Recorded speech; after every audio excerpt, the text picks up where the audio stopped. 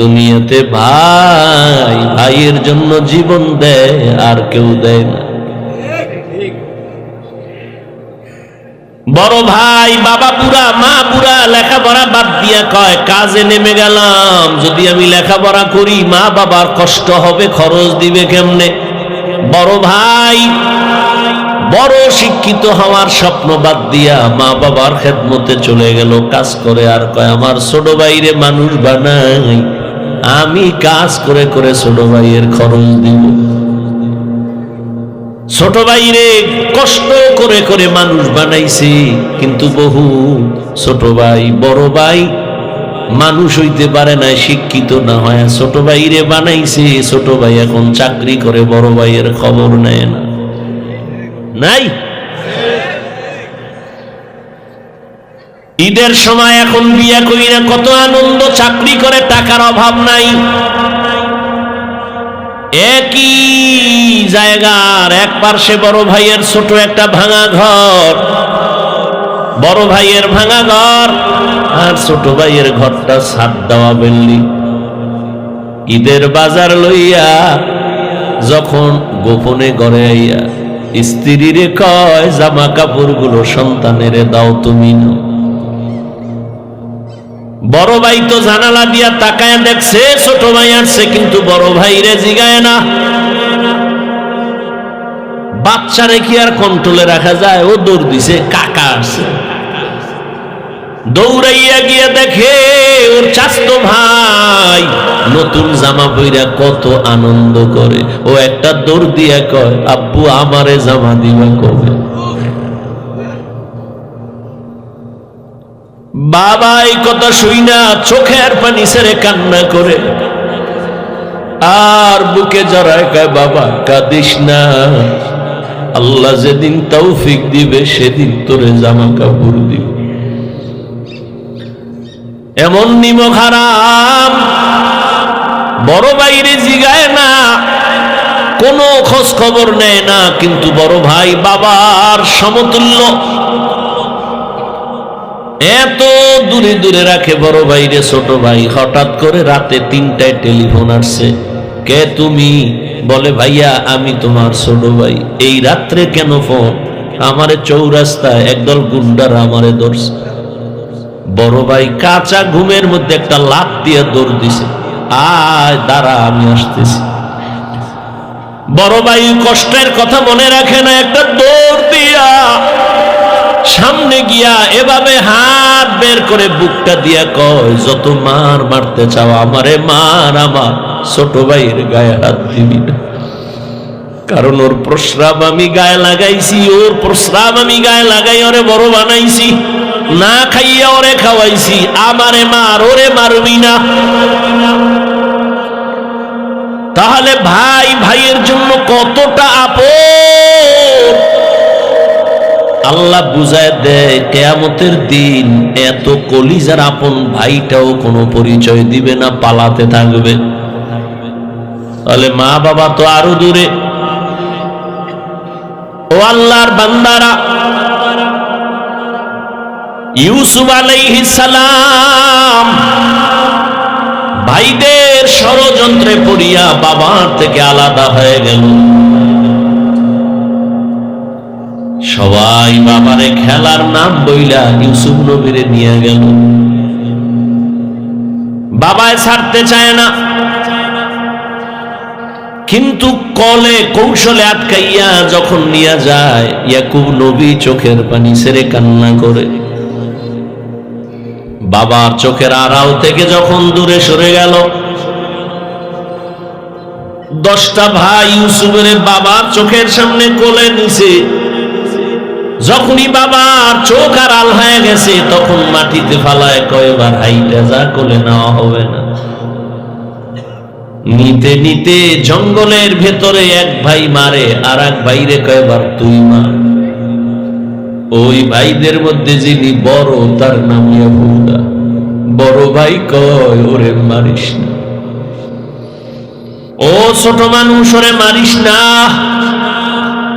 ইউসুফ বড় ভাইয়ের দিয়ে তাকায় আর কাঁদে। ওরা মারে আর কয় তোরে এখন মারতেছি, তোর কোন বাবায় ফিরাবে? যখন বড় ভাই বাধা হয়ে দাঁড়ায় গেল, অন্য ভাইরা কয় তোমারও মারু। ভাই চুপ হয়ে গেছে। কূপের কিনারায় নিয়ে জামা খুলিয়া যখন ইউসুফের রশি দিয়া বাঁধে ভিতরে ফালাবে কূপের মধ্যে,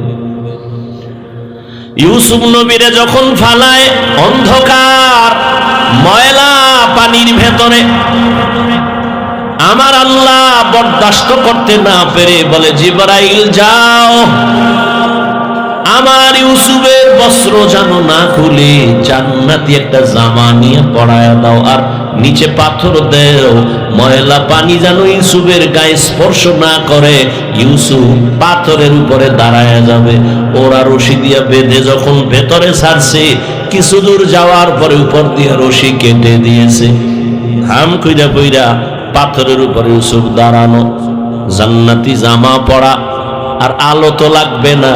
ইউসুফ নবীর চেহারায় পুরো অন্ধকার, খুব আলো হয়ে গেছে। শুনিদা কায় বুয়াদ মানন্দ দিদা তোরা দিদা ওয়া ইউসুফ শুনিদা। সবাই চলে গেল। কৃত্রিম রক্ত লাগায় বাবারে ধোকা দিছে, আপনারা জানেন। বাবাই তো বুঝে ফেলছে, আল্লাহ স্বপ্ন যোগে আগেই জানায় দিছে এই ষড়যন্ত্র চলে। বাবাই বলে না 10 ভাইয়ের কারণে ষড়যন্ত্র। সবাই আনন্দে আছে, ইউসুফের তো বাগে খেয়ে ফেলছে, কিন্তু ফাঁকে ফাঁকে ফাঁকে ফাঁকে 9 ভাই আর খবর নেয় না। বড় ভাই ফাঁকে ফাঁকে যায়, খবর নেয়। হালকা পাতলা নাস্তা নিয়ে ইউসুফের রশি দিয়ে ভেতরে দেয়। হঠাৎ একদিন আইসা দেখি কূপের মধ্যে ইউসুফ নাই।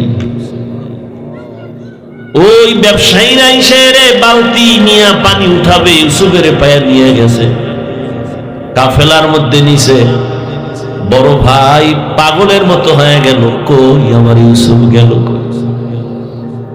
অন্য ভাইদের ডাক দিছে, আয় তাড়াতাড়ি, ইউসুফ তো কূপে নাই। মায়া বুঝানোর জন্য ওদের বলছে, কিন্তু ওরা যে ষড়যন্ত্র করবে তাও তো জানছে। বড় ভাইয়ের অন্তরে মায়া। এক পর্যায়ে তো তারে ইউসুফের নিয়ে গেল মিশরে। 40 বছরের বিরহের বেদনা অন্তরে জমা। দীর্ঘ 40 বছর পর্যন্ত ভাই বিনিয়ামিন রে দেখে না, বাবা ইয়াকুবরে দেখে না। ইউসুফ আজকে কি ঘুমাবে? বাইরে রুমের মধ্যে নিয়ে কয়, রে বিনিয়ামিন বল আমার বাবা কেমন আছে? বিনিয়ামিন কান্না করে। ইউসুফের জন্য দুঃখে দুঃখে বাবা কান্না করে অন্ধ হয়ে গেছে। এক পর্যায়ে ইউসুফ নবী কৌশল অবলম্বন করে বিনিয়ামিনের সাথে গোপনে সব খোঁজ খবর নিয়া বিনিয়ামিন রে ছাড়বে না, কৌশল কইরা বিনিয়ামিন রে রাখার জন্য ইউসুফ নবী রেডি হলেন। ভাইরা আমার, 10 বাইরে আবার খানা দিয়া বিদায় করেছেন। ইউসুফ নবী বিনিয়ামিনকে রেখে দিলেন। নিয়ম অনুযায়ী একটা কৌশল করেছেন, ওটি বলার সময় নাই। শেষ পর্যায়ে পরিচয় ইউসুফ দিয়া কয়, আমারে চিনবা না, আমি তোমাদের সেই হারানো ভাই ইউসুফ। কান্নাকাটির এক অবস্থা। বলে, আজ আমি তোমাদের উপরে কোনো প্রতিশোধ নিব না, যাও আমার বাবারে সালাম জানাও, আর আমার একটা জামা আছে, জামাটা নিয়ে যাও। আমার আব্বা জান অন্ধ, ওই জামাটা আমারে আল্লাহ জান্নাত থেকে পাঠাইছেন, কূপের মধ্যে যে জামা পরছিলাম ওই জামাটা নিয়ে যাও, আর আমার আব্বাজানের চোখের মধ্যে লাগাইলে আব্বাজানের অন্ধ চোখ ভালো হয়ে যাবে। আর আব্বাজান রে সহ আম্মারে নিয়া তোমরা এইবার সব আমার আমন্ত্রণে মেহমান হয়ে এখানে চলে আসবা। আল্লাহ তাআলা 40 বছর পেরিয়ে যাওয়ার পর মা বাবা ভাইদেরকে মিশরে পৌঁছায় দিলেন। এরে আল্লাহর গোলাম, এই ভাই ভাইয়ের জন্য যে কত মায়া, কত মহাব্বত, কিন্তু এমন দুনিয়াতে আসলাম যে ভাই ভাইকে জবাই করে এই দুনিয়াতে আমরা আসছি, জানি না মইরা গেলে আমগো ভবিষ্যৎ আর কত খারাপ হয়। ওয়া আম্মা মান খাফা মাকাম রাব্বিহি ওয়া নাহান নাফসা আনিল হাওয়া ফাইন্নাল জান্নাতা হিয়াল মাওয়া। আল্লাহ বলেন কিয়ামতের দিন আমি আল্লাহর আদালতে দাঁড়াইয়া হিসাব দেওয়ার ভয়ে যারা দুনিয়ায় নিজেকে গুনাহ থেকে বাঁচাইবে, আমি আল্লাহ ওয়াদা করলাম তাকে বিনা হিসাবে জান্নাত দিব। সুবহানাল্লাহ। না সারাদিন বিড়ি ঢেললে সুবহানাল্লাহ।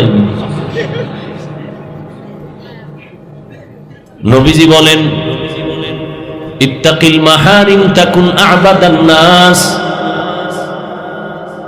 আল্লাহর নিষিদ্ধ জিনিস থেকে নিজেকে বাঁচাও, তো মানুষের কাছে মর্যাদা তোমার বেড়ে যাবে। বাড়াবেন কে? আল্লাহ বাড়ায় দিবেন। কেমন বাড়াবেন? দুনিয়াতে মানুষ বানানোর আগেই তো আল্লাহ মর্যাদাবান করে বানাইছেন। 24টা ঘন্টার প্রতিটি মুহূর্ত নূরে তৈরি ফেরেশতারা আল্লাহর তাসবিহ পড়ে গুণগান করে। একটা গুনাহ করবে দূরের কথা, ফেরেশতারা গুনাহ চিনেই না। এরপরেও ফেরেশতারা আল্লাহর কাছে দামি না, মর্যাদাবান না। কিন্তু মানুষকে আল্লাহ এত সম্মান করেছেন, এত সম্মান দিয়েছেন যে মানুষ কেমন মানুষ, চাইলেই সে নামাজ বাদ দিয়ে চলবে, চাইলে মন্দিরে যাবে, চাইলেই মসজিদে যেতে পারবে, চাইলেই নেক আমল করতে পারবে, চাইলেই গুনাহ করতে পারবে। এই মানুষের আল্লাহ মর্যাদাবান করার পরে মানুষ বানাইছেন, বানাইয়া মর্যাদা দেন নাই, মর্যাদার সিদ্ধান্ত নিয়ে তারপরে মানুষ বানাইছেন। ওয়ালাকাদ কাররামনা বানি আদম ওয়া হামালনাহুম ফিল বাররি ওয়াল বাহরি ওয়া রাযাকনাহুম মিনাত তাইয়্যিবাত وَفَضَّلْنَاهُمْ عَلَى كَثِيرٍ مِّمَّنْ خَلَقْنَا تَفْضِيلًا। আল্লাহ বলেন বনি আদম বড় দামি, আমি আল্লাহ এদের জন্য দুনিয়ার জমিনে চলার মতো সুন্দর ব্যবস্থা করে দিয়েছি, পানির মধ্যে চলার ব্যবস্থা করে দিয়েছি। যেই লোহা পানির মধ্যে ছেড়ে দিলে নিচে চলে যায়, মানুষের মেধা দিয়া ওই লোহা দিয়ে স্টিমার বানায়া বৈশা বৈশা এক দেশ থেকে আর এক দেশে যায়। আমি আল্লাহ মানুষের জন্য আবার জমিনে সুন্দর খানার আয়োজন করেছি। গর্তের পিপিলিকার খানাও আমি আল্লাহ দেই, জঙ্গলের হাজারো প্রাণীর খানা আমি আল্লাহ দেই, উড়ন্ত পাখির খানাও দেই, নদীর মধ্যে হাজারো ধরনের মাছ এর খানাও আমি দেই। তবে মানুষের খানার মতো পিওর সুস্বাদু খানা জমিনে আর কাউকে আমি দেই না। মানুষের খানা এত পিওর, সব খানা আমি কাবারে ঢুকাই দিছি। তুমি যে ভাত খাবা চাল কাবারে, তুমি রুটি খাবা গম কাবারে, তরকারি খাবা কাবার করে দিলাম, মাছ খাবা কাবার দেওয়া আছে, গোশত খাবা এখানে তোমার চামড়ার কাবার লাগানো, আবার চামড়ার উপরে পশমের কাবার লাগানো। সব আমি মানুষ তোমার জন্য পিওর রেখেছি। যদি কোনো রিজিকে ভেজাল থাকে, এই ভেজাল আমি আল্লাহ করি নাই, নিমক হারাম মানুষ করেছে। মানুষ করেছে মানুষ। এজন্য আমি বলেছি আজ মসজিদে, কালকেও এক ওয়াজে বলছি, পশুর এই পরিমাণ ক্ষতি করে না, মানুষ মানুষের যেই পরিমাণ ক্ষতি করে। এজন্য আল্লাহ বলেন মানুষ বড় নিমক হারাম। ইন্নাল ইনসানা লিরাব্বিহি লাকানুদ। আল্লাহ বলেন তোমার জন্য পিওর খানার আয়োজন করেছি এবং হালাল সুস্বাদু, শরীরের জন্য যেটা তোমার ভিটামিন উন্নতি হবে। আমি আল্লাহ হাজার কোটি ধরনের খানার ব্যবস্থা করেছি। হারাম খাইও না, তুমি হালালটাই খাও, শরীর তাজা থাকবে, ইমানের পাওয়ার বেড়ে যাবে। এবং আল্লাহ বলেন এই মানুষের মধ্যে আমি একের তুলনায় অন্যকে আরো মর্যাদা বাড়াইছি। জিন আর ফেরেশতার তুলনায় মানুষ দামি, আবার এই মানুষের ভেতরে যারা ঈমানওয়ালা তারা অন্যদের তুলনায় আরো দামি। আবার ঈমানওয়ালাদের ভেতরে যারা শুধু ঈমানওয়ালা না আমলওয়ালা তারা ঈমানওয়ালাদের তুলনায় দামি। আবার আমলের মধ্যে সবাই দামি না, যারা আমলের মধ্য থেকে তাকওয়ার উপরে চলবে তারা আরো দামি। ইন্না আকরামাকুম ইনদাল্লাহি আতকাকুম। আল্লাহ বলেন আমার কাছে দামি ওই ব্যক্তি যার মধ্যে থাকবে তাকওয়া, আল্লাহর ভয়। हर के दारत खौफे हक दर दिल मदाम जन्नतुल मअवा देहदुरा मकाम जुज बहकची जे मखा अज इंसुजा फजले उआ मस्ते दर जुमला जहा। তাহলে মানুষ তো সৃষ্টি করার আগেই মর্যাদাবান, আরো মর্যাদা বাড়াবেন তার মানে কি? করে মানুষ তুমি তো জিনের থেকেও দামি, ফেরেশতার থেকেও দামি, আবার এর মধ্যে এক ক্লাসে আমি আবার আলাদা আলাদা দামি বানাইলাম। সবাই তো মানুষ, সব মানুষ কিন্তু আল্লাহর আদালতে দামি না, ঈমানওয়ালারা দামি। যেমন আপনাদের এখানে মসজিদ, বিশাল মসজিদের কাজ ধরছে দেখলাম, জমিনে যত মসজিদ আছে কার ঘর? সব মসজিদ গুলো আল্লাহর ঘর, কিন্তু বাইতুল্লাহর মতো দামি একটাও নাই। আছে? ইন্না আউওয়ালা বাইতিন উযিআ লিন-নাসি লাল্লাযী বিবাক্কাতা মুবারাকাও ওয়া হুদা মুবারাকাও ওয়া হুদাল লিল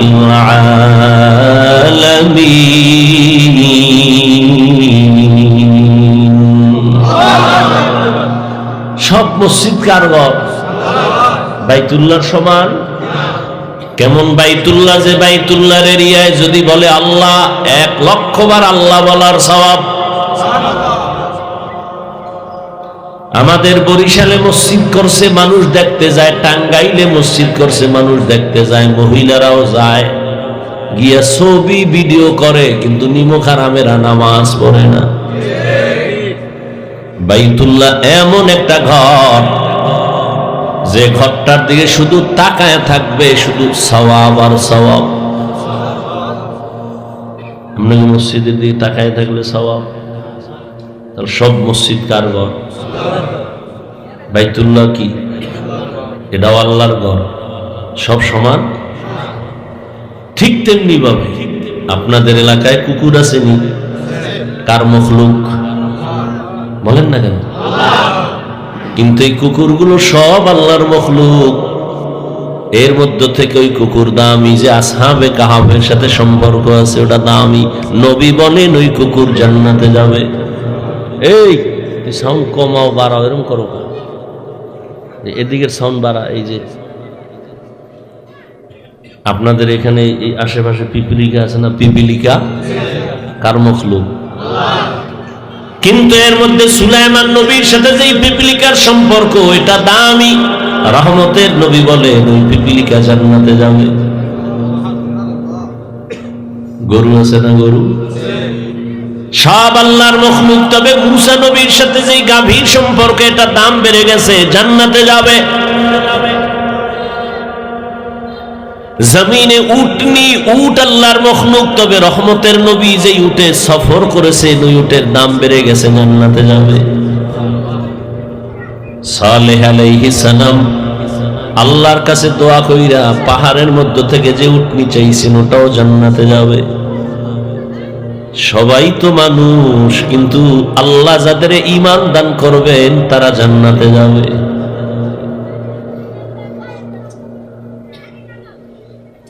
একে অন্যের তুলনায় মর্যাদাবান। সমস্ত মানুষের তুলনায় ঈমানওয়ালারা দামি, ঈমানওয়ালাদের মধ্যে আমলওয়ালারা দামি, আমলওয়ালাদের ভেতরে তাকওয়াওয়ালারা দামি। এখন সবাই তো তাকওয়াওয়ালা, কথার কথা খেয়াল করুন, সবাই তাকওয়াওয়ালা, সবার মান কি সমান? কয় না।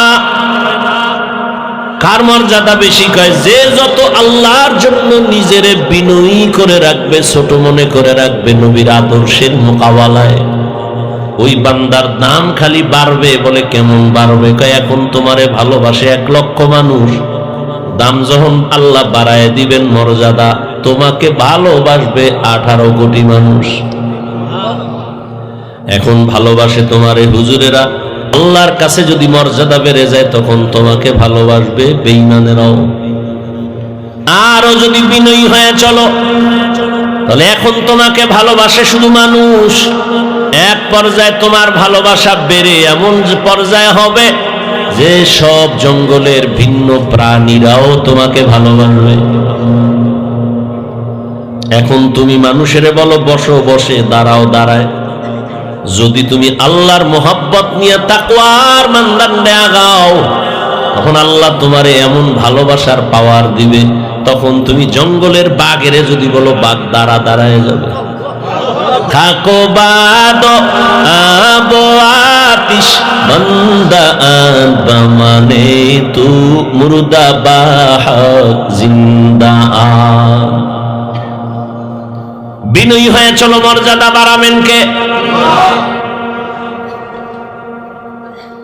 আল্লাহ বলেন কিয়ামতের ময়দান বড় ভয়ঙ্কর ময়দান, আমার আদালতে দাঁড়াইয়া হিসাব দেওয়া লাগবে। সেই ভয় অন্তরে জমা করে দুনিয়ায় যারা নিজেকে গুনাহ থেকে বাঁচাইবা, আমি আল্লাহ তাকে বিনা হিসাবে জান্নাত দান করব।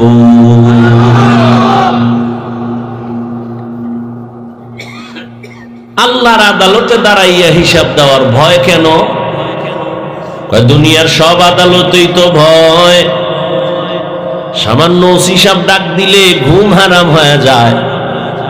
আদালতে তারিখ আছে, মামলার হাজিরা আছে, আগের রাত্র থেকে ঘুম নাই, খানা নাই।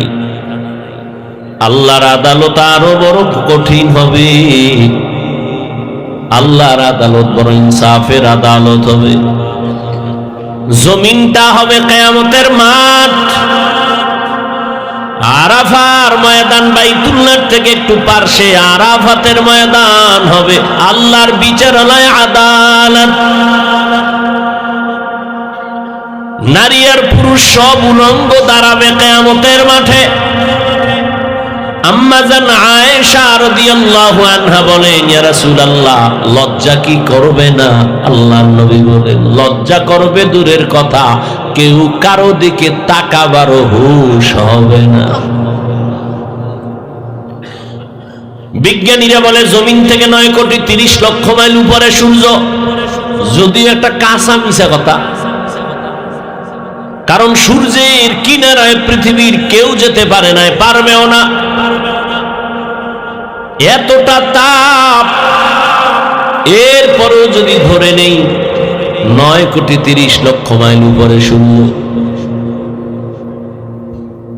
ওই সূর্যটার একটা মুখ নিচে দেওয়া, দিনের বেলা গরম, রাতের বেলা তো সূর্য নাই, তারপরও কেন গরম লাগে? কেন ফ্যান চলে? রহমতের নবী বলেন, এই সূর্যটা কিয়ামতের দিন মাথার উপরে নেমে আসবে। আল্লাহ বলবে, সূর্য তোর যত তাপ আছে জমিনে ছেড়ে দে। রহমতের নবী বলেন, সূর্যের গরমে মাটির জমিনটা পুড়িয়া তামা হয়ে যাবে। লোহা হবে না কেন? স্বর্ণ হবে না কেন? সূর্যের গরমে পুড়িয়া রূপা হবে না কেন? স্বর্ণের মধ্যে, রূপার ভেতরে, তামার মধ্যে, পিতলের মধ্যে, লোহার মধ্যে ওই গুণটা নাই, তামার মধ্যে যে গুণটা আছে। লোহার একটা বড় অংশের এক মাথা গরম হলে ভিন্ন মাথা গরম হবে না, স্বর্ণের এক অংশ গরম হলে ভিন্ন অংশ গরম হবে না। কিন্তু তামা এমন একটা ধাতু যার যে কোনো একটা অংশ গরম হলে পুরাটাই গরম হয়ে যাবে। অন্যদিকে নবী বলেন, জাহান্নামের আওয়াজ, জাহান্নামের আওয়াজ বলবে, হে আল্লাহ, গুনাহগার গুলো কই, তাড়াতাড়ি আমার পেটে দাও, আমার ক্ষুধা। এদিকে আমার আল্লাহ রাগান্বিত হয়ে আওয়াজ দিবেন, হুঙ্কার দিবেন, লিমানিল মুলকুল ইয়াউম লিল্লাহিল ওয়াহিদিল কাহ্হার। আল্লাহ পাকের রাগান্বিত কুদরতি গর্জনে পুরা হাসরের ময়দানটা থরথর করে কেঁপে উঠবে।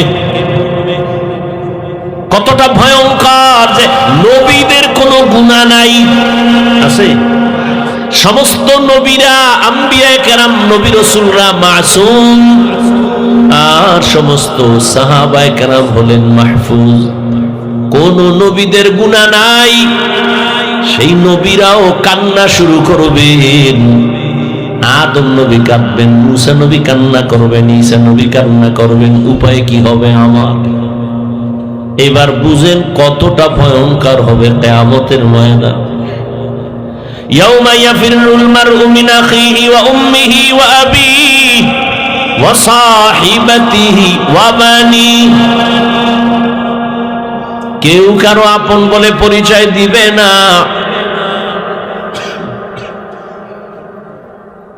সবাই একে অন্যের থেকে ভেগে যাবে। ভাই ভাইয়ের থেকে ভাগবে, ভাই ভাইয়ের পরিচয় দিবে না। ইয়াউমা ইয়াফিরুল মারউ মিন আখিহি, ভাই ভাইয়ের থেকে ভেগে যাবে। এরপরে কয় মা ভেগে যাবে। এরপরে আল্লাহ বলেন বাবাও ভেগে যাবে। ভাইয়ের কথা আগে আনছেন কেন? মা বাবার কথা পরে আনলেন কেন? কয় দুনিয়াতে ভাই ভাইয়ের জন্য জীবন দেয়, আর কেউ দেয় না।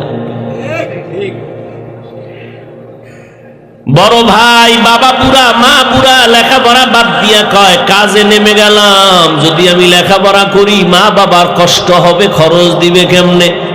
বড় ভাই বড় শিক্ষিত হওয়ার স্বপ্ন বাদ দিয়া মা বাবার খেদমতে চলে গেল, কাজ করে। আর কয় আমার ছোট ভাইরে মানুষ বানাই, আমি কাজ করে করে ছোট ভাইয়ের খরচ দিব। ছোট ভাইরে কষ্ট করে করে মানুষ বানাইছে, কিন্তু বহু ছোট ভাই বড় ভাই মানুষ হইতে পারে না, শিক্ষিত না হয় ছোট ভাইরে বানাইছে। ছোট ভাই এখন চাকরি করে, বড় ভাইয়ের খবর নেয় না। নাই? ঈদের সময় এখন বিয়া করি না, কত আনন্দ, চাকরি করে, টাকার অভাব নাই। একই জায়গার এক পার্শ্বে বড় ভাইয়ের ছোট একটা ভাঙা ঘর, বড় ভাইয়ের ভাঙা ঘর, আর ছোট ভাইয়ের ঘরটা ছাদ দেওয়া বিল্ডিং। ঈদের বাজার লইয়া যখন গোপনে ঘরে আইয়া স্ত্রীরে কয় জামা কাপড় গুলো সন্তানেরে দাও, তুমি নাও। বড় ভাই তো জানালা দিয়া তাকায় দেখছে ছোট ভাই আসছে, কিন্তু বড় ভাইরে জিগায় না। বাচ্চারে কি আর কন্ট্রোলে রাখা যায়? ও দৌড় দিছে, কাকা আসছে। দৌড়াইয়া গিয়ে দেখে ওর চাচতো ভাই নতুন জামা পইরা কত আনন্দ করে। ও একটা দৌড় দিয়া কয় আব্বু আমারে জামা দিবা কবে? বাবা এই কথা শুই না চোখের পানি ছেড়ে কান্না করে, আর বুকে জড়ায় কয় বাবা কাঁদিস না, আল্লাহ যেদিন তৌফিক দিবে সেদিন তোরে জামা কাপড় দিবে। এমন নিমক হারাম বড় ভাইরে জিগায় না, কোনো খোঁজ খবর নেয় না, কিন্তু বড় ভাই বাবার সমতুল্য। এত দূরে দূরে রাখে বড় ভাইরে ছোট ভাই। হঠাৎ করে রাতে 3টায় টেলিফোন আসছে। কে তুমি? বলে ভাইয়া আমি তোমার ছোট ভাই। এই রাত্রে কেন ফোন? আমারে চৌরাস্তায় একদল গুন্ডারা আমারে ধরছে। বড় ভাই কাঁচা ঘুমের মধ্যে একটা লাফ দিয়ে দৌড় দিছে, আয় দাঁড়া আমি আসতেছি।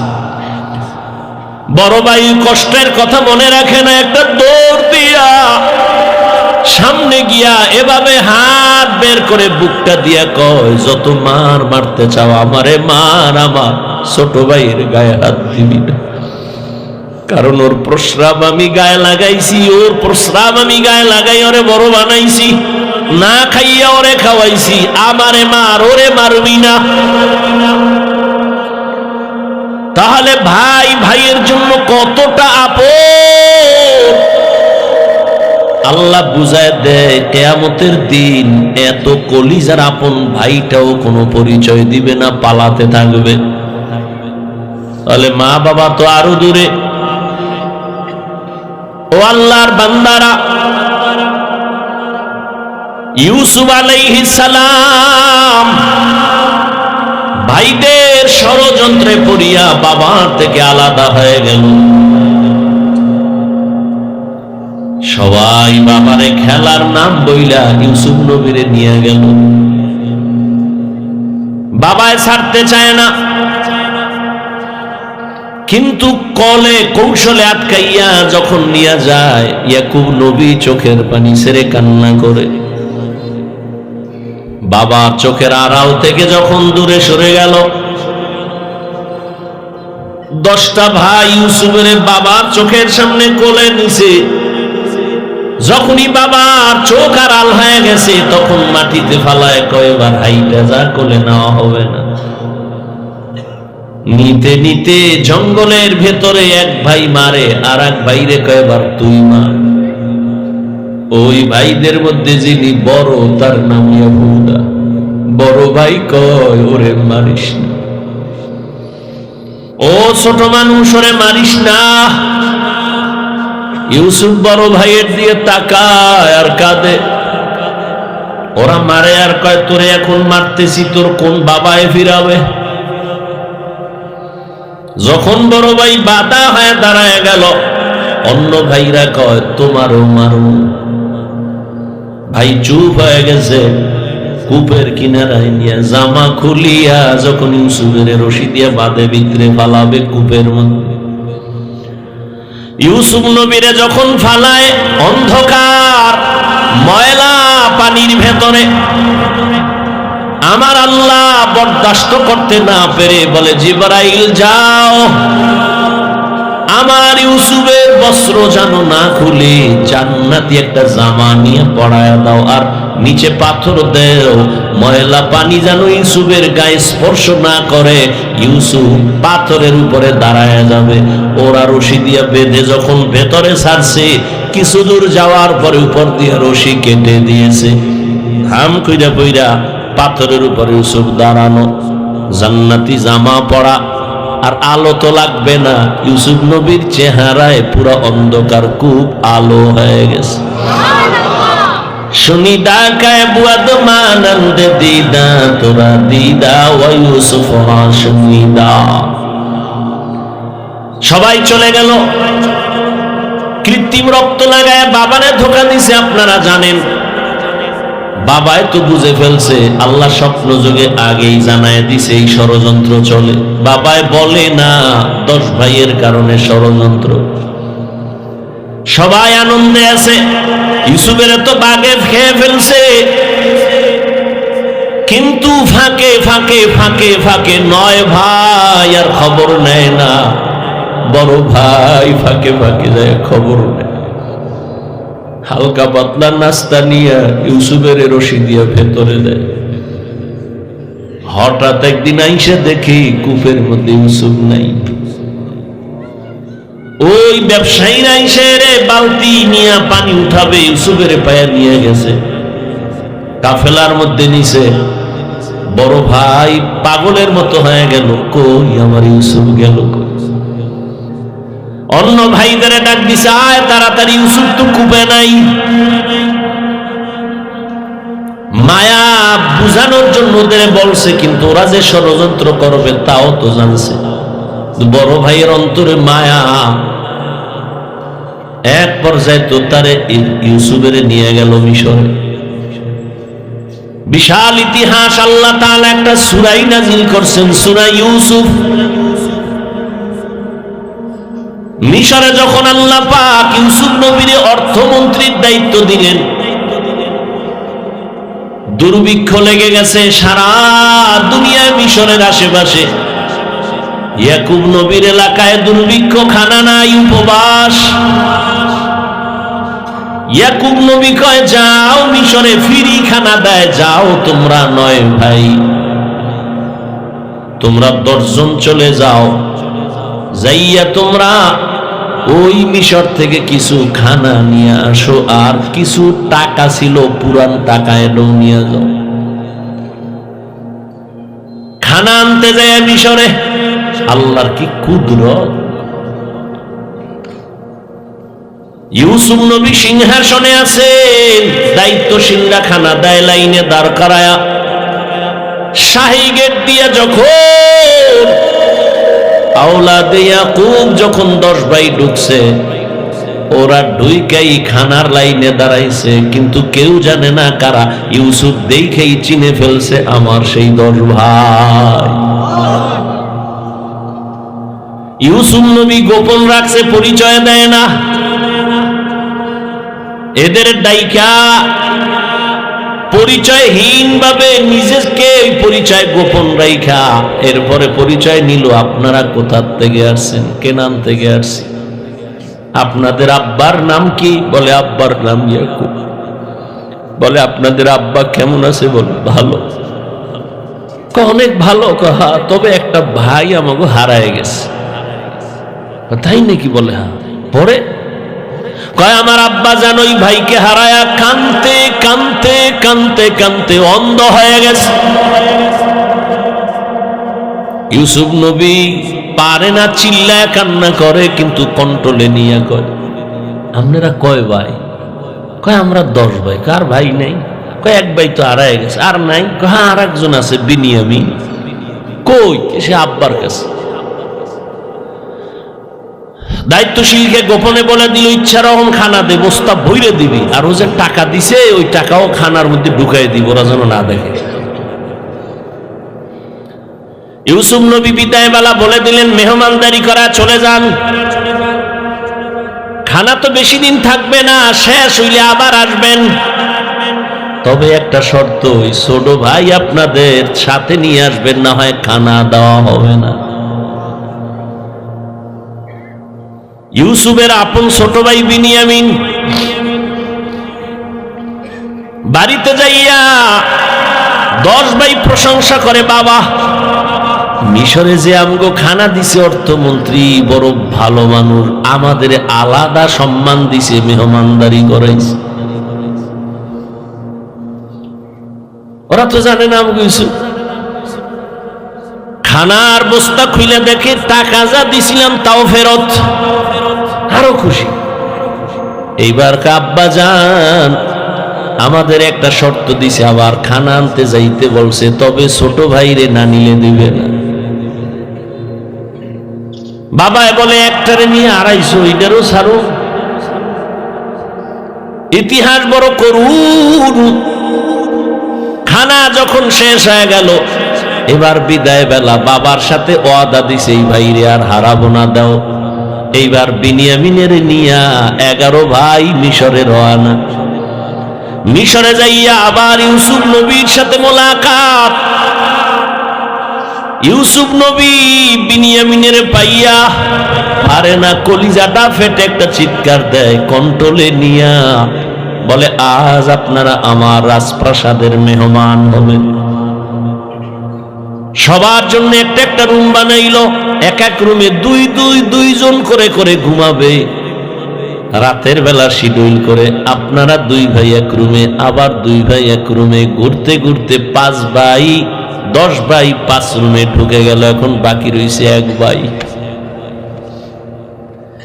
বিনিয়ামিন বাকি। আপনারা যদি কিছু মনে না নেন, এক রুমে কি এই ভাই থাকতে পারে আপনাদের? না। কথা আপনারা অনুমতি দিলে এরে আমার সাথে আজকে রাখি,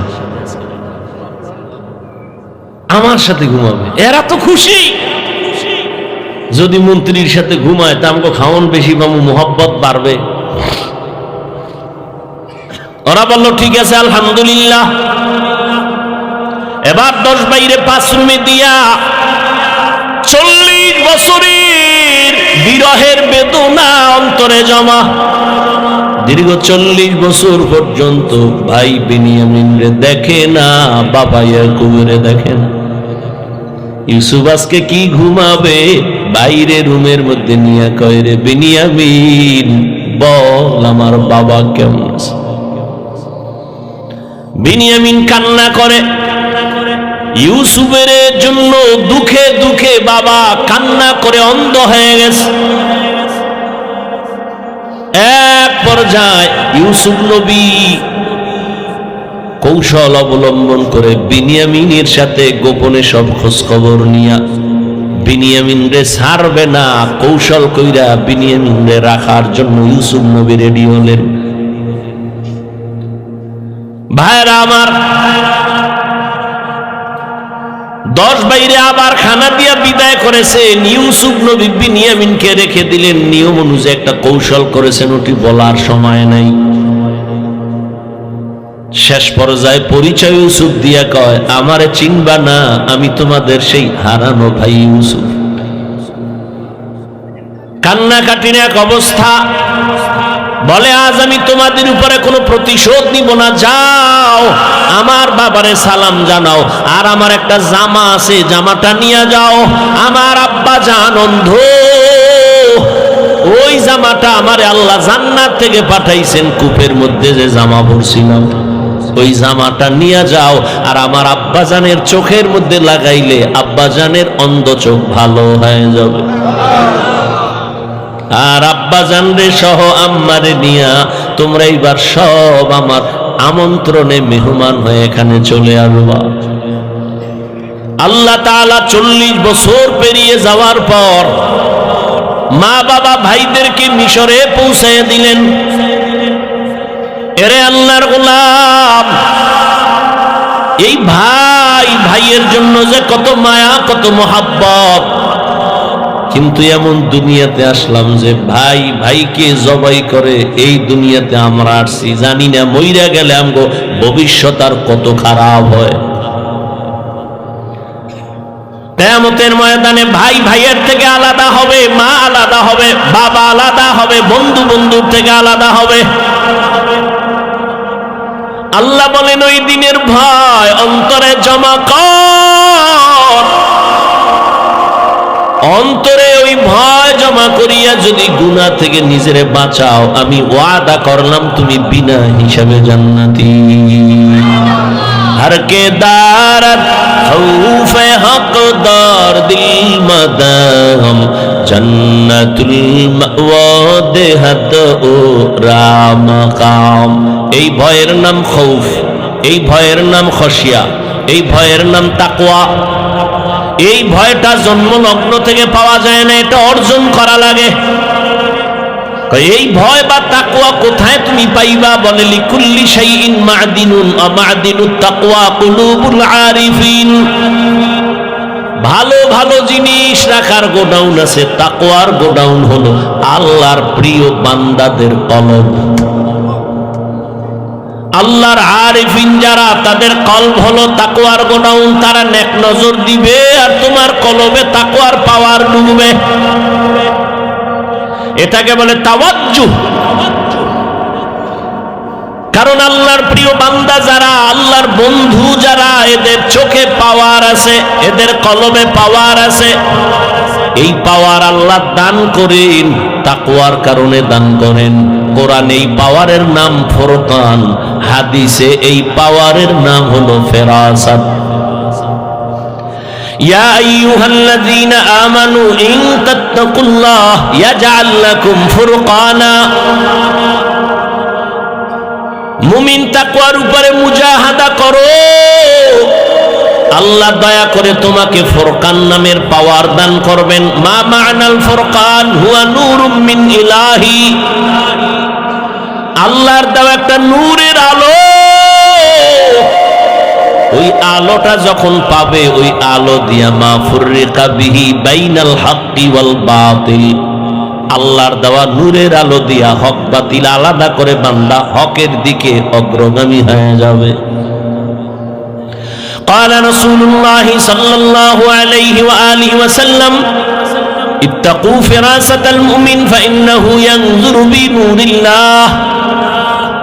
আল্লাহর ওলি যারা, আল্লাহর প্রিয় গোলাম যারা, তাদেরকে আল্লাহ ফেরাসাতের পাওয়ার দান করেন। তোমরা সাবধান হে উম্মত, তুমি জীবনে যা দেখবা না, আল্লাহর প্রিয় বান্দা তারা এই ফেরাসাতের পাওয়ার দিয়া অনেক কিছু দেখবেন, আল্লাহর নূরের আলো দিয়া।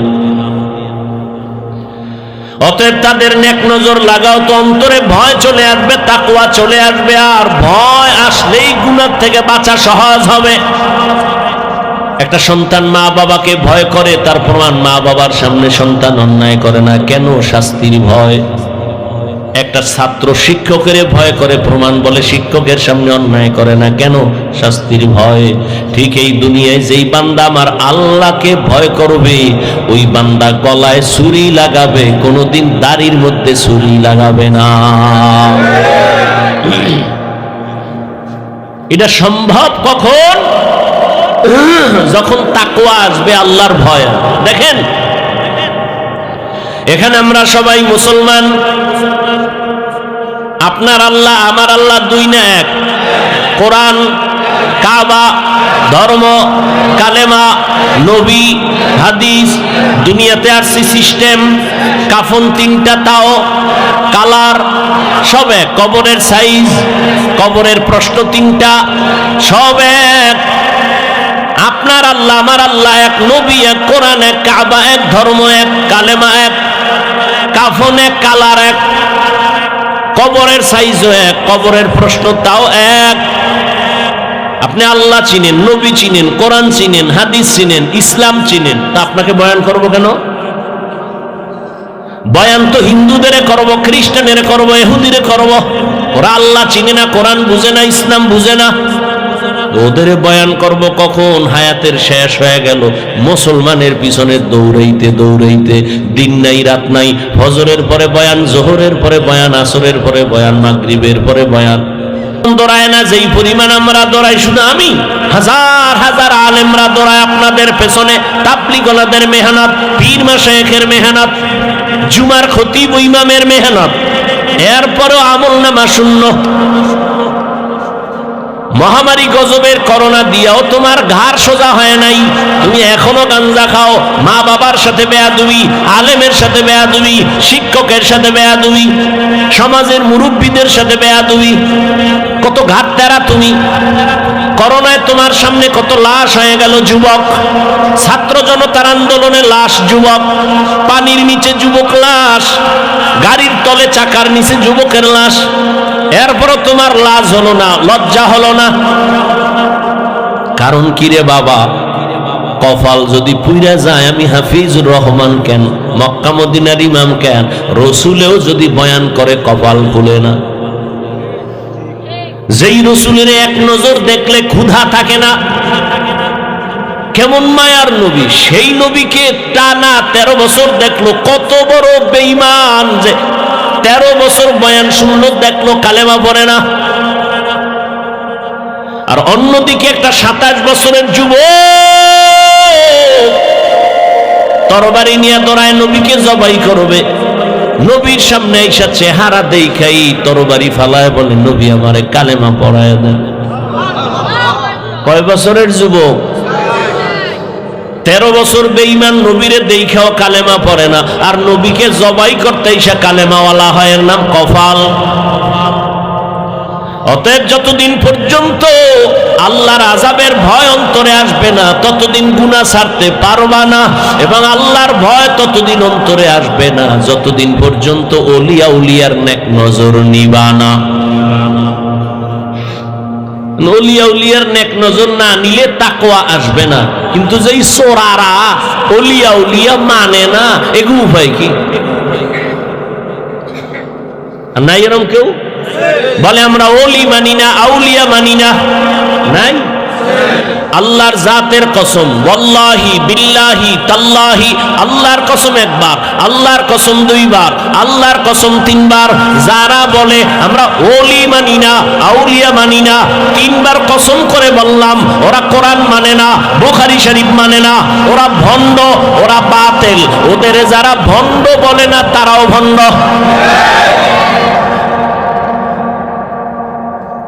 আল্লাহ হেদায়াত দান করুন। وأما من خاف مقام ربه ونهى النفس عن الهوى فإن الجنة هي المأوى আল্লাহর আদালতে দাঁড়াইয়া হিসাব দেওয়ার ভয় অন্তরে জমা করো। এই ভয়টা যখন এসে যাবে তখন স্কুল পড়ুয়া ছেলেও নামাজে দাঁড়ায় যাবে, জেনারেল লাইনের ডাক্তারও দাঁড়িয়ে রেখে দিবে। এরকম নাই? আমি কি তোমাকে এতক্ষণ যে বয়ান করছি যুবকেরা, আমি কি একবারও বলছি আমার মতো পাস করলি লাগা? আমি বলছি আমি কওমি মাদ্রাসার সন্তান, স্কুলে তালা লাগায় মাদ্রাসায় ঢোক। আমি তাবলীগের লাইনের সন্তান, আমি পীরের মুরিদ। একবারও বলি নাই তাবলীগ না করলে জাহান্নামী, পীরের কাছে না গেলে জাহান্নামী, একবারও বলি নাই। বরং আমি বলবো রে যুবক, স্কুলে পড়ো, কলেজে পড়ো, চাকরি করো, ব্যবসা করো, বাধা নাই। ডাক্তার হও, ইঞ্জিনিয়ার হও, প্রফেসর হও, সাংবাদিক হও, তবে দাবি আমার একটা, বেয়াদব হইও না। মা বাবার দোয়া নাও, শিক্ষকের দোয়া নাও, আলেমের নেক নজর লাগাইয়া ডাক্তার হলে তোমার জীবন সফল। তোমার মতো যুবক জেনারেল লাইনে পড়িয়া 5 বেলার নামাজ পড়ে এমন কি যুবক নাই? তো তোর কপালে কার বরদোয়া লাগছে রে কপাল পড়া? তুই কেন পারো না রে বাবা? তোমার মতো তো যুবক র‍্যাব, আর্মি, পুলিশ, বিডিআরের চাকরি করে 5 ওয়াক্ত নামাজ পড়ে নাই। তোমার কপালে কারো হিসাব লাগছে বলো?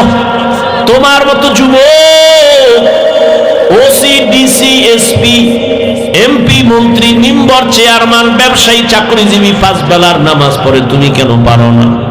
আল্লাহ বিবেক দিছে, জবাব দাও। পশুরে বিবেক দেয় না, তোমারে দিছে।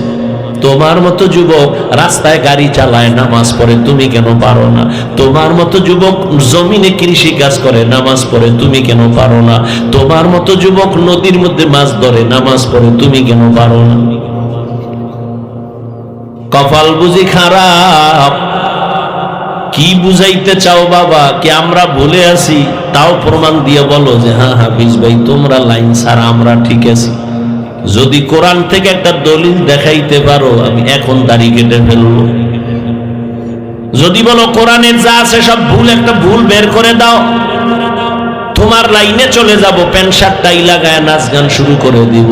আর যদি বলো না হাফিজ ভাই আপনারাই সঠিক পথে আছেন, শয়তানের ধোকায় পড়ে আমরা ভুলে আছি, তাহলে তোমারে গালি না, কিছুই না, বরং বিনয়ের সাথে বলবো দুটো পা তুমি আগায় দাও। আমি পায়ে হাত রেখে বলবো আর দাড়ি কাটি আমার নবীকে কষ্ট দিও না।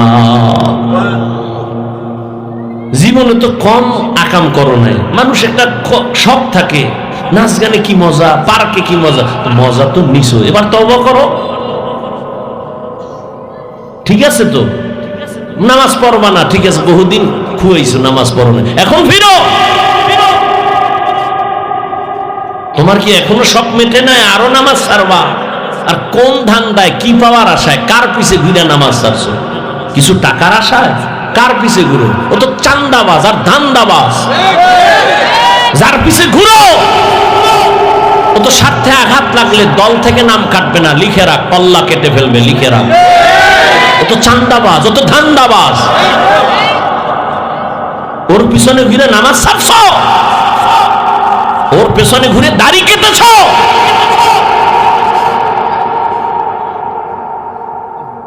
কই আমরা তো রসুলের আদর্শ মানি না, কই সম্মান তো কমে নাই। এখনো সব হাহুতাস, একদল কান্দে কি হবে আর একদল কান্দে কি হইল। আমগো তো কান্নাকাটি না, আমরা আগেও যেমন এখনো তেমন ভবিষ্যতেও তেমন। চেয়ারম্যানের চেয়ারের মেয়াদ শেষ, এমপির মেয়াদ শেষ, এসপি ডিসির মেয়াদ শেষ, কোরআনওয়ালার চেয়ারের কোনো তো মেয়াদই নাই। শেষ কি? টাকা দিয়া সম্মান কিনলে প্রথম ফুলের মালা, ফাইনালে জুতার মালা। আর আমার আল্লাহর দেওয়া সম্মান যদি নেও, দুনিয়ায়ও বাদশাহ, পরকালেও বাদশাহ। হেদায়েতের মালিক আল্লাহ। কপালের বয়ান করছিলাম, কার কপাল ওমরের মতো, কার কপাল আবু জাহালের মতো জানা নাই। এখনো বলবো বিনয়ের সাথে তওবা করে নেও, মনের এতটুকু বুঝাও রে মান, জীবনে তো কম দাড়ি কাটলি না, জীবনে তো কম নামাজ ছাড়লাম না, আমার মতো তোমার মতো যুবক জেনারেল লাইনে থাইকে যদি নবীর আদর্শ মানে তুমি কেন পারবা না? এখন থেকে তওবা করো, মরিয়া গেলে আর নামাজ ছাড়বা না, দাড়ি কাটবা না, বেপরদায় চলবা না। মা বাবার দোয়া নিয়া, শিক্ষকের দোয়া নিয়া, উলামায়ে কেরামের পরামর্শ নিয়া নবীজির আদর্শ মেনে চলবো। তওবা করার মতো যদি নিয়ত হয়, মুনাফিকি না থাকে, খাঁটি তওবার নিয়তে দুটো হাত আল্লাহকে দেখায় দাও। আয় আল্লাহ, হাতগুলো কবুল করে নেন, তওবা কবুল করে নেন। তওবার উপরে মজবুত হইয়া উলামায়ে কেরামের পরামর্শ নিয়া, মা বাবার দোয়া, শিক্ষকের দোয়া নিয়া নবীর আদর্শে চলার তৌফিক দান করেন, আমিন। যুবক বাবারা, নামাজ পড়বানি? বিয়ার পর বিয়া করে খুবই মাইয়ে ভালো এর পর, মাইয়ে ভালো হইলে খুবই বুড়ো হয়ে লোকের পর, এরপরে আজরাইল ধরে খুবই তোর শেষ, টিকিট এসে গেছে। আল্লাহ হেদায়াত দান করুন। ঘুমে ধরছে? বেশি ক্ষুধা? তাহলে শেষ পর্যন্ত বৈশাখ বয়ান শুনবেন, ওলামায়ে কেরাম বয়ান করবেন, কেউ উঠবেন না। আমি যে কথাগুলো বললাম, আমাকে আপনাদের সকলকে সহি তরিকায় আমলের তৌফিক দান করেন।